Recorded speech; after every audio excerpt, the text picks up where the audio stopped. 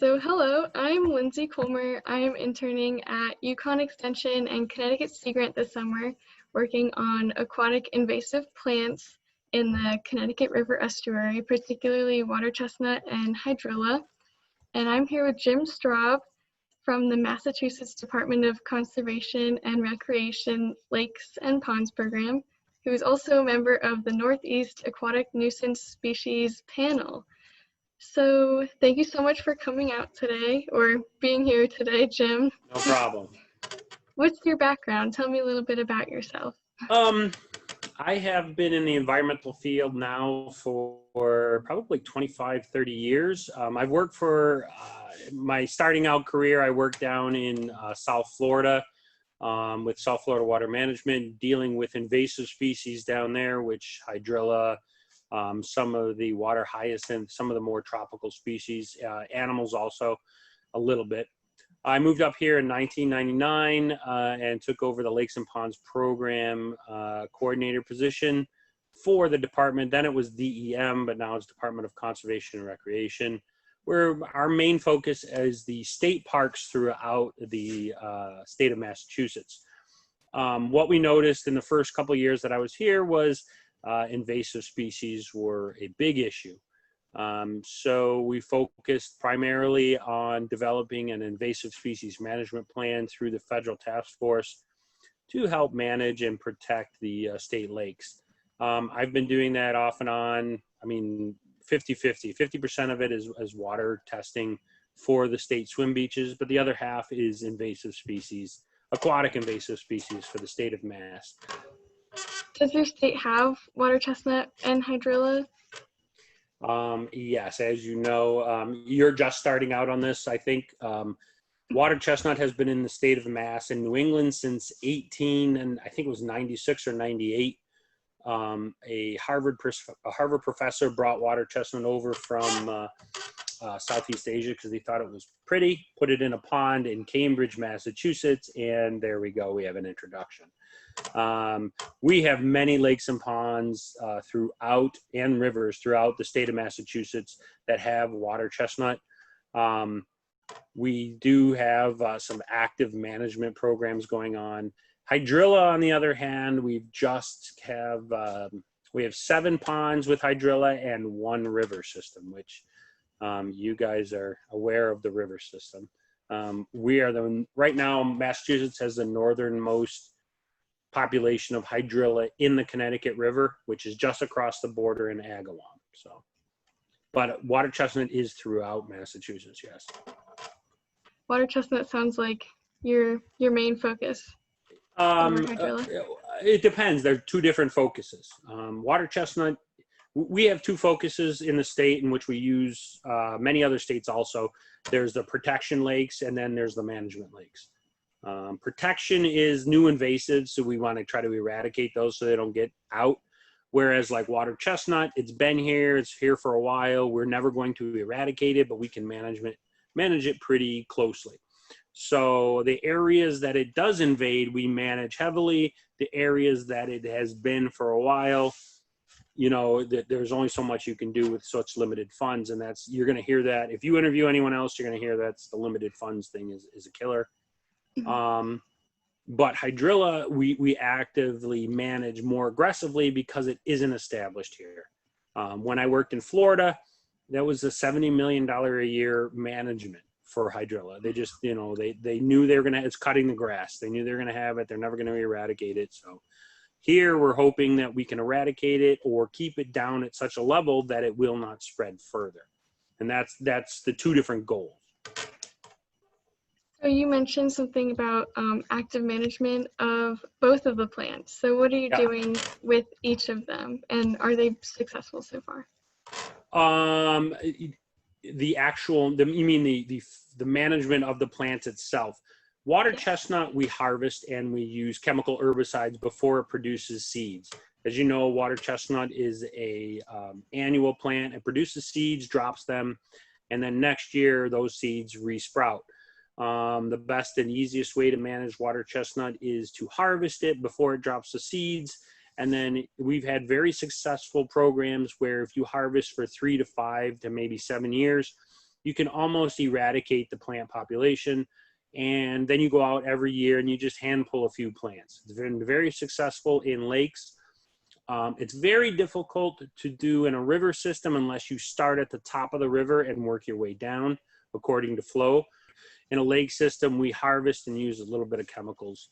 And that's been working well if we stay on it. As with anything, any invasive species, there is no silver bullet, no eradication. 100%, you have to continue to manage or monitor for it. So the water chestnut, we say 5 to 7 years of actual management, and then you get out and harvest, or you get out and hand pull and inspect. Hydrilla, on the other hand, has been a chemical treatment, 100%. Harvesting this plant, because it reproduces by fragments, is not really recommended. So we, in some of the ponds that we've had hydrilla on the Cape for the long time, we've used chemical treatment for quite a while, have reduced the tuber density till almost 0 to 1. And now what we do is we go back in every year with divers and monitor that area. If we find any hydrilla plants growing, we are able to hand pull them because it's a very small plant. Or if we find a little bit of a dense area, we use herbicides on like a pellet base, not a whole lake-wide kind of thing. To this point, to date, I can say I don't think we've eradicated hydrilla from any pond. What we've done is we've crashed the population to such a point that we only see a few plants growing every year. Some years we only see maybe 10 to 15 plants come up. Some years a bunch comes up in one spot. But again, that really stresses the point that you need to long-term actively monitor and control this plant. Talking about like which organizations are involved in the management, are volunteers or locals or state workers, are they the ones harvesting the water chestnut? For water chestnut, yes. And this is how it works. Everybody is involved. So this is a typical, I'm going to give you not every water chestnut project is like this, but this is kind of a general one. Say we find water chestnut in a back cove of a public lake, maybe an acre or two. Sporadic. What we'll do is we'll organize a hand pulling with the volunteers around the lake. Well, first of all, here in Massachusetts, we have to get what's called a negative determination, meaning from our conservation commissions and our Department of Environmental Protection, DEP, which is different than DCR, we get a kind of a permit that says, yeah, it's an invasive species, you can hand pull it, no problem, you're not going to hurt the environment. So we go out there, we do a hand pulling with the group. In no way do we get everything in one day. But we identify a local contact, and then they go out and they hand pull throughout the summer. And throughout the next 5 to 10 years, as they're paddling around, they get out there and they monitor, and if they have the right training, they can identify the plant and hand pull it. If it is a large system that has a large population, we usually manage the harvesting of that until it gets to a point where it is hand pullable. Again, 5 to 7 years, and then we kind of turn it over to the volunteer group, if there is one there. And that's all, that's all stuff to take into consideration too. There is water chestnut in swampy areas that, it's not going to get out, it's not impacting anyone, and we're not actively managing it. So yeah, it kind of starts out as a big project, and then we turn it over to the volunteers, and hopefully it doesn't get out of hand. So they go out and they keep it under control or check. And on water chestnut, we've definitely had successful eradications. Some of the lakes that we've had big projects on, right now they're pulling 5 to 10 plants a year on a 100-acre lake. That's pretty good. But there's always a chance of new introduction too. At no point is there ever an eradication when you just sit back and go, okay, the lake's done, I don't have to do it anymore, because there's so many people, so many animals, waterfowl, there's new stuff coming in all the time. So I know you mentioned something about indirect management of the infestation, like not directly killing the plants, but preventing spread through public education, or maybe boat cleaning stations. Can you talk a little bit more about that? our primary focus is with any, and it's written up in our management plan. I know you're in Connecticut. I'm not sure Connecticut has an invasive species management plan. I'm sure they do. I know Rhode Island does. They just certified it in Vermont. But the number one thing is prevention through outreach and education. So all the New England states are together on what's called the Northeast Aquatic Nuisance Species Panel. And we get together. And the biggest benefit of that is we inform other states around us about what's going on. I mean, that's the whole push behind the hydrilla in the Connecticut River. You know, you guys had it, we found it, we knew we would be needed to look for it. We found it in Connecticut, and now New Hampshire and Vermont are actually monitoring to make sure it's not up there either. So we do public education and outreach. We teach weed watcher classes. We put on a bunch of seminars and informational sessions. Now we're just trying to come up with a web-based one now for all of this, but signage at boat ramps, unlike the Connecticut and stuff. So public education about cleaning your boat, just kind of going in and just picking off weeds and mud and organisms like that, cleaning out your live wells and things like that. What we found on the boat washing station is we have one active boat washing station that's out in the Berkshires, but it is for microscopic zebra mussel veligers. They're really small. For what we find for plants, aquatic plants, if we teach people how to inspect their own boats, it works much better. The state of Minnesota and Wisconsin did a bunch of studies on the efficacy of boat washing stations, and what they found is people really don't take the time for it, even if it was for free. Or they show up with soap and water and they actually wash their boat, which we don't want soaps and waters and all, soap and all that going back into the lake. We want more of just a hot water rinse down. So the inspection of your boat, where to inspect it. And also, another thing too is informing the public, and this will probably go into some of your other questions, but informing the public of what's in the lake and about transporting stuff. Here in Massachusetts, we have a transportation law that says if your boat cannot transport any material, any plants or mud or animals on the boat while driving on the highway, it is a finable offense from lake to lake. There's been no tickets written, but there's been tons of warnings to people, just clean off your boat. The other thing that has worked really well in other states, because Massachusetts is a little different, but are volunteer boat ramp monitors. So people in like Vermont, New Hampshire, Maine, who live on the lake, they're at the boat ramp, monitoring boats going in and coming out, just saying, hey, how are you today? Where are you coming from? Let's look at your boat really quick. And that's all you really need to do. When someone says, well, yeah, my boat has been, out of the water for 2 weeks, you're like, oh, okay, no worries. But if someone says, well, I was in Connecticut yesterday and, I was boating around Candlewood Lake, you're like, uh-oh, so then they started looking for stuff. Boat ramp monitors are probably one of your best solutions, but the problem is you can't pay for all those people, and a lot of the states have volunteer spaces. So that's, if you can dig it up that way.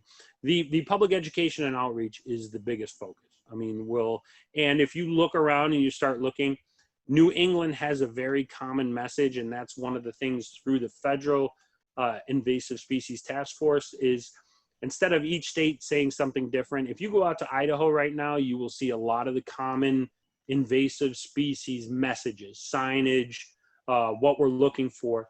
It's the kind of keep it simple method. So very similar. And in New England, we go all over. People go from Vermont to Connecticut in one day.